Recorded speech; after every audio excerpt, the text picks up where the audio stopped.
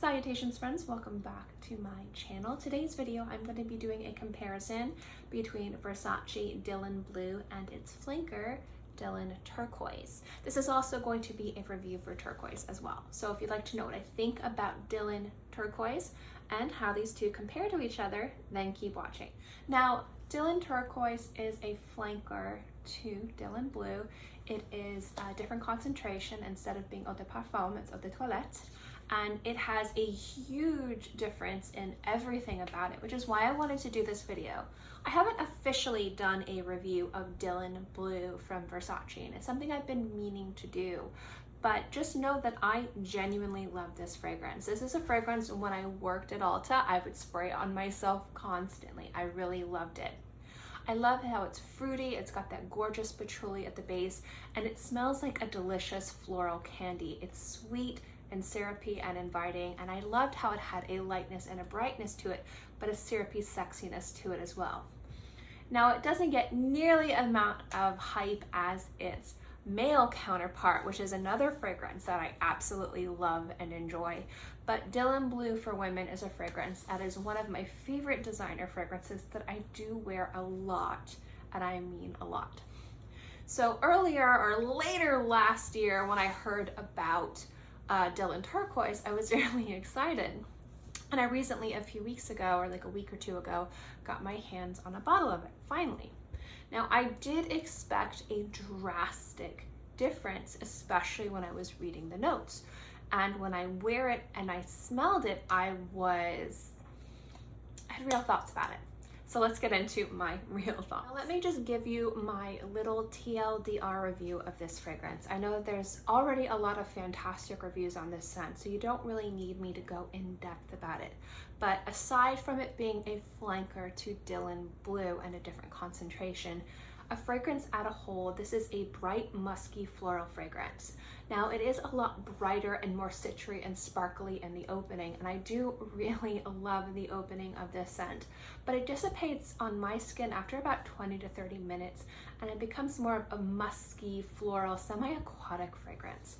There is a note of guava in here, and that little bit of fruitiness does play homage to the fruity floral fragrance of Dylan Blue.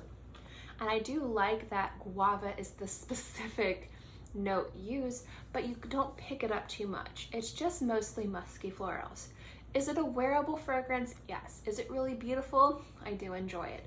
I find it to be a little bit fleeting. I don't find it to have as much presence and uniqueness that Dylan Blue had.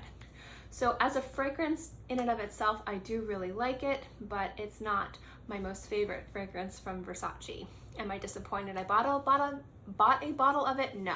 I did sample this. I did have the opportunity to sample this before I purchased it. I do really like it, and this will fit into my collection as a fantastic grab-and-go fragrance to wear in the summer. So I am looking to enjoy and wear this when the weather gets a little bit hotter. I don't think this is a fragrance that has any type of presence or longevity to it where it will work in any type of weather that is either way too cold or way too hot. So this is probably going to be a fragrance I'm going to wear around May, June, July, and then it might get a little bit too hot for me to wear August and September. But I am looking forward to wearing it because I do think it's a very pretty and wearable scent. When it comes down to performance, its projection and sillage is minimal. Say it's about a mild, moderate projection in the very beginning. Longevity isn't very good. It's about 2 to 3 hours on my skin, but this is the type of fragrance I would wear in the morning and then take a shower and then wear something else later on. So I'm not too worried about performance, but that's just my thoughts on the performance. But now that we've got into the little review of this scent, and it does seem like it's a negative review, I did sample this, I do like this, I did add this to my collection because it will work for my needs, the types of fragrances I like to wear in the summer. I have been looking to add more summer scents to my collection. I don't think that this is the fragrance that I would recommend buying blind. I would recommend sampling it first just to see how it smells on your skin, because some people don't like musky florals, or they want something a little bit special and different, and they might feel like they're disappointed in how this develops on their skin. So now we're going to go into the comparison of Dylan Turquoise and Dylan Blue. And I might have forgotten to mention this in the opening of my video. These were purchased by me. I purchased this one full priced. I purchased this one when I worked at Ulta, so I did get an employee discount, but these were in no way given to me to review or given to me as gratis. So these were purchases. And I've said, I love this fragrance. Now, what I like about this scent is it has this beautiful kind of stereotypical baby blue kind of bubblegum flower note in there. Violet, forget-me-not, sweet pea. This just kind of really beautiful, sweet, delicate, kind of youthful floral note in it. And it's got this gorgeous base of patchouli that gives that floral note something to hang on to and doesn't make it smell too juvenile or too soapy, bath gel clean. At first, when I started smelling this, it smelled like a violet candy. Not that it's violet, but like one of those like floral candies that you would get. Really delicious, really sweet, and just something about it that I found really addicting. It was also one of the fragrances at work when I wore it I would get complimented on. And I wouldn't get complimented on when I was standing in the fragrance area. It would be like when I was in the hair care aisle, or if I was trying to shade match somebody for foundation, I would get a lot of people saying, hey, you smell really nice, what are you wearing? And then I would point them to Dylan Blue. So I did get a lot of unsolicited compliments from strangers, but I was working at the time when I wore this, so I'm not gonna sit here and say that it was super unsolicited. It was probably just customers being nice and polite. But I do really like the way that this smells. The other thing I like about Dylan Blue is that it's very easy to wear, a very unassuming scent. It does have patchouli, it does have fruit, but it doesn't fall into that overly fruity patchouli kind of very complex fragrance that some people just don't like. The patchouli is very easy to wear, very beautiful, and it pairs with the fruits and the florals really nicely. It's a fragrance you can dress up, it's a fragrance you can dress down, and it's a fragrance for the most part you can wear year round. I wouldn't wear it in the depth of winter, but you could probably wear it on maybe slightly cool winter mornings if you live in an area that's maybe not like 8 feet of snow. And I wouldn't wear it in super heat of summer afternoons, but maybe cooler summer evenings is when you could wear it. So this is definitely a fragrance that is a great investment, in my opinion, if you like the way this smells, because it does have a beautiful versatility to it. It also has great performance 6 to 8 hours on my skin with moderate projection and sillage. So when I saw that Dylan Turquoise was coming out, I noticed that the notes didn't seem to match completely. And this is a flanker, and this is a concentration change. So obviously Dylan Blue is an eau de parfum, and this is an eau de toilette. I've talked before, and I'll link that video below if you want to check it out, where I talk about the comparison between Tom Ford Jasmine Rouge, the eau de parfum, and the eau de Jasmine Rouge, which is the eau de toilette. When I see a concentration change, I genuinely hope that the heart and soul of what the name of the fragrance is, Jasmine Rouge or Dylan Blue, will be not identical, but so similar between the eau de parfum and the eau de toilette that maybe there's obviously note differences or slight formula change to make the formula and composition work better for the concentration change. I know I'm saying wrong words here, please bear with me. But I like the idea if maybe the eau de parfum is too muddy for you, or maybe there's a note in there that doesn't work, that the eau de toilette would work better, and vice versa. Now this isn't Dylan Blue eau de toilette, this is Dylan Turquoise. And this does have the added inspiration of being like kind of like tropical islandy. So when I saw that, I didn't expect a carbon copy of Dylan Blue. But like when I talk about the La Vie Est Belle flankers, I want to see the DNA in there. Like with Lou from Chanel No. 5, I love that it's lighter, it's fresher, it's more modern, it's more youthful take on No. 5, but the idea of the beautiful iconic composition in No. 5 is still in there. It's just more of a fresh, youthful, modern take on a classic iconic fragrance. Now Dylan Blue is popular, but it is not iconic, so I don't expect the same level of, No. 5 when it comes down to this. But I wanted something.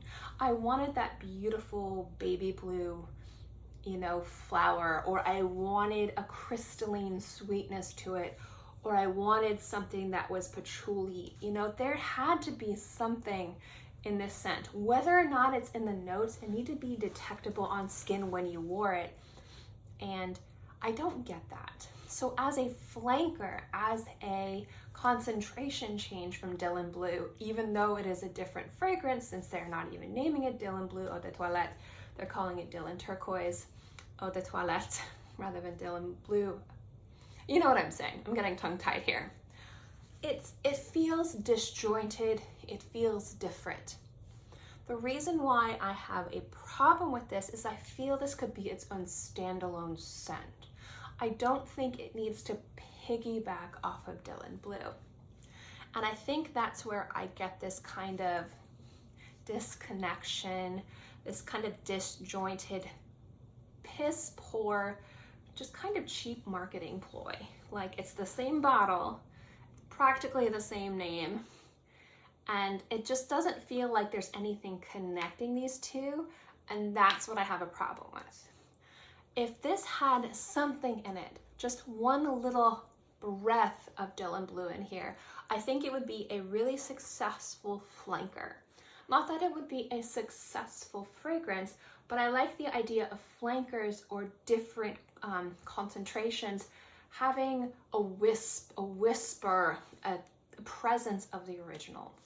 Whether it's an eau de toilette that comes out first and then it's an eau de parfum, or if it's an eau de parfum that comes out, or it's an eau de toilette. I want to feel the original in the next variation of that, be it a flanker or a different concentration. And I've talked about it before. One of the most successful examples of that is Dior Sauvage. Each different concentration is different, but you smell the sausage, but it's different flavors of sausage, and it does it really well and successfully. And I feel like Versace missed the mark with Dylan Turquoise. On top of it missing the mark on Dylan Turquoise, I don't think the fragrance in and of itself, going back to my original review, at all stands up to Dylan Blue. Now, a lot of people think that just because a fragrance has a higher concentration, it's going to last longer on the skin. There are some eau de toilettes that I have that outperform their eau de parfum, brothers and sisters. And it just more has to do with your environment, the notes, your body chemistry. A lot of it comes into play. Because I live in a hot and humid environment, a lot of times some of these heavier designer eau de parfums smell muddy on my skin, and the eau de toilettes smell better and last longer. It just completely depends on the person. Everyone's different. So, I'm not expecting the eau de toilette to last as long as the eau de parfum, but I would hope that it would last close to the lower amount of time that the Dylan Blue lasts, 6 to 8 hours, maybe 4 to 6, I would be happy, but it's like 2 to 3, maybe 4 if I'm really lucky. I do like the fragrance. It is something I'm really going to wear, but if it is truly designed to be a flanker and a different concentration of Dylan Blue, I think it fails on both those parts, on just inspiration, on just stacking up against the original. It just smells boring and rushed. And when I say boring, I mean comparing it against Dylan Blue. It needed a wisp of Dylan Blue, and I think the patchouli and the fruit could have paired beautifully with something green and light and tropical. Maybe some mandarin in the opening, maybe a beautiful white musk and some more white florals in the center on the base to kind of lighten it up and brighten it up. Maybe very specific fruits to give it that kind of more tropical vibe. It easily could have been done in a way that would have paid beautiful tribute to the original while still having this beachy kind of island tropical getaway vibe that they were going for, but would still pay tribute to the original. So obviously this is me kind of talking down about Dylan Turquoise, but at the end of the day, I am reviewing fragrances for you guys, and I just have to let you guys know what I think. I don't think it's successful. I think it's lazy, and I think that they missed the mark, and I think this could have been something really special if they had maybe played more tribute to the original and been more thoughtful about how to segue this into the Dylan family.